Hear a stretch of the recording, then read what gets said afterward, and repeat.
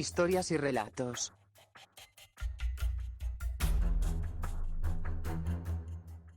Bienvenidos a este nuevo capítulo de Historias y Relatos. En esta oportunidad les traemos una leyenda urbana que se centra en uno de los más grandes músicos de todos los tiempos, Robert Johnson, quien al parecer en algún momento de su vida logró hacer un pacto con el diablo, cambiando su destino para siempre. Por supuesto que nada es gratis, es por eso que aquí te contamos lo mejor de Robert Johnson y después la caída. ¿Acaso fue perseguido por el mismo demonio? ¿Hizo un pacto en el cruce de caminos? ¿Existe en verdad estos extraños conjuros e invocaciones? Hay muchos misterios en este mundo y nosotros nos encargamos de compartirlo. Veamos qué pasó con Robert Johnson. Robert Leroy Johnson nació en 1911 en Hazlehurst, al sur de Mississippi, producto de un encuentro fugaz. Incluso, él por mucho tiempo desconoció su verdadero apellido, siendo el hijo número 11 en una familia de raza negra, que por ese entonces vivía bajo el racismo de la época. Sin embargo, su gusto por la música se presentó cuando aún era muy joven. Aprendió a tocar la armónica y el arpa. Tanto era el interés por esta actividad que puso la escuela a un lado. Primero, faltó a varias clases y luego, definitivamente, cuando le dijeron que tenía problemas de visión, usando esto de excusa, se retiró. En ese tiempo, él no era un buen músico, pero el ambiente musical le atraía. Ya en la adolescencia comenzó a tocar la guitarra, pero sin ser muy sobresaliente. En 1929, se casó con Virginia Travis, que en contraste con su antigua vida de soltero, en la cual se metía con varias esposas infieles, logró cierta estabilidad. Aún así, el destino no le sonrió, ya que en 1930 su esposa murió dando a luz junto a su hijo, a la edad de 16 años. Robert Johnson se hundió en la depresión, refugiándose en el blues, la música que tocaba. Vagó por muchos lugares tocando su música, pero sin llegar a tener éxito. Volvió a su ciudad natal y una viuda de buena posición, Esther Lockwood, le acogió teniendo después un hijo de sus relaciones. En este estado pasó mucho tiempo, pero algo había cambiado en Robert, pues sus allegados más próximos dijeron que hacía perfectas ejecuciones musicales comparadas a grandes músicos de blues de la época. Nadie pudo identificar cómo aprendió esas habilidades. La única conclusión que lograron sacar era que era un milagro, y ya que la gente tenía creencias religiosas, asumieron que fue el diablo quien había metido la mano. La leyenda urbana que se acepta por todos dice que en el cruce de la actual autopista 61 con la 49 en Clarksdale, en Mississippi, Robert Johnson convocó al diablo a la medianoche acompañado solo de su guitarra. El diablo se la pidió para verla y luego se la devolvió. Desde ahí, Robert solo tenía que deslizar sus dedos para que el mejor blues se escuchara de esas cuerdas. Viajó por todo el sur de Estados Unidos sin quedarse mucho tiempo en los lugares a donde iba. Algunos decían que este comportamiento se debía a que estaba huyendo de algo. Sin embargo, la gente siempre se mostraba complacida con su performance. Decían que tenía un no sé qué, un toque especial, una magia que gustaba, su guitarra que sonaba como ninguna. Tenía los ojos como si estuviera poseído. Todo en conjunto envolvía al hombre un atrayente misterio. Las letras de sus canciones también tenían un aire entre religioso y extraño.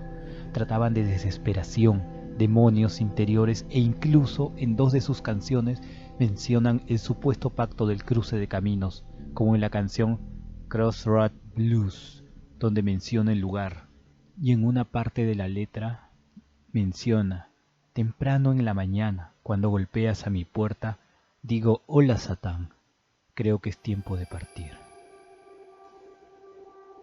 Es en estos viajes que lo descubre un promotor musical y haciendo un trato con él graban 29 canciones desde 1936 a 1937, componiendo 11 LPs. La gente que trabajó con él contaba que estaban muy sorprendidos porque siempre tocaba con su guitarra medio destruida y la que no dejaba por nada del mundo. Incluso en las grabaciones lo hacía mirando a la pared. Algunos dijeron que era porque entraba en una especie de trance, con sus ojos perdidos. Otros decían que era porque así se apreciaba mejor la acústica. Sus habilidades musicales habían crecido a tal medida que incluso escuchando cualquier canción de la radio, él podría repetir las tonadas al día siguiente como si hubiera estado concentrado en esa escucha. Su popularidad creció increíblemente. La gente acudía de todos lados a escuchar su música por su peculiar personalidad. Sin embargo, tenía mucho celo de que se fijaran cómo tocaba. Por eso sus conciertos eran casi en la oscuridad, en la penumbra, así que no podían seguir sus punteos de guitarra. Viajaba constantemente, tenía muchas relaciones esporádicas, tocaba en algún lugar y luego se iba, siempre como si temiera que algo lo encontrara, como si lo estuvieran persiguiendo. Al final, al parecer, el diablo lo encontró. El 13 de agosto de 1938, en Greenwood, California del Sur, Robert Johnson tocaba en el Three Forks, un local conocido de la zona. Sin embargo, se conoció que Robert, tras bambalinas, había seducido a la mujer del dueño. Cuando estuvo bebiendo con sus músicos, le pasaron una botella de whisky abierta. Uno de sus músicos se la quitó y la rompió, advirtiéndole que nunca bebiera de una botella abierta. Pero para esto, Robert solo se enfadó. Pidió otra botella, que también estaba abierta, y mirando a su músico, bebió el whisky de un sorbo. Un momento después, Robert subió al escenario y comenzó a tocar. Todo estaba bien, pero a mitad del concierto dejó de hacerlo. Miró a todos lados. En la oscuridad el público no entendía, pensaba que era parte de la actuación. Sin embargo, este dejó su guitarra a un lado, y eso ya fue demasiado. Salió a la calle trastabillando.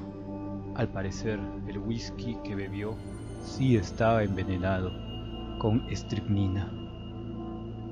Robert Johnson murió el 16 de agosto a los 27 años, una edad en la que también perecieron grandes músicos. Tal es el caso de Jimi Hendrix, Jim Morrison, Janis Joplin y Kurt Cobain.